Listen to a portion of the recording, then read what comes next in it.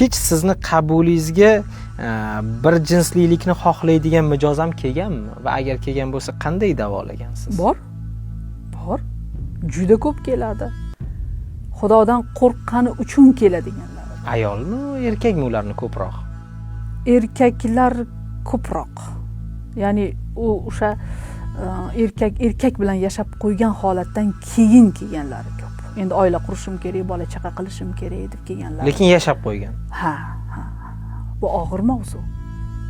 Ba'zan boshida unda hali yoshroq edim, taxminan o'sha bir 36-37 yoshlarimda agar shu qabul boshlangan bo'lsa, shunaqa yomon ko'rganman-da qabul qilganimdan keyin. Keyin aytganmanki, shoira to'xta.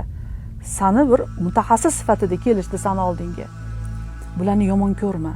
Bularni yo'lga sol. Bularni hayotga qaytar. Ishonasiz, natijasini aytaman. Bu jarayonda bitta psixolog ishlamaydi. Bu yerda endokrinolog ishlaydi. Bu kattaroq jarayon shekilli. Bunda endokrinolog ishlaydi. Bitta jinsiy orientatsiyasi buzilishi bo'yicha psixoterapevt, psixiatr ishlaydi. Ular davolaydi.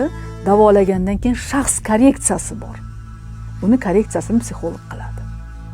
Va bemalol ayta olishim mumkin, shunaqangi erkaklar toifasidan 7-8 tasi hozir uylanib, farzandli bo'lib, bola chaqali bo'lib ketishdi.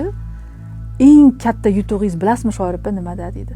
Bizni Allohni tanishga va 5 mahal toat ibodatga o'tqizdingiz dedi.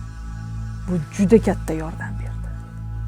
Allohdan qo'rq, hayo qil deganman. Itoat ibodat. O'sha taqvoda adil ketishdi shular.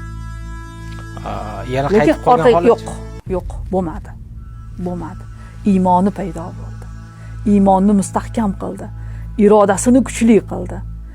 Chiqarib olgunimizgacha kamida 1 yil ham vaqtimiz ketgan. Juda. Chunki xumor ishlaydi ularda. Xumor qiladi. Ularning ham o'zining lomkasi bor-da, to'g'rimi? Ha.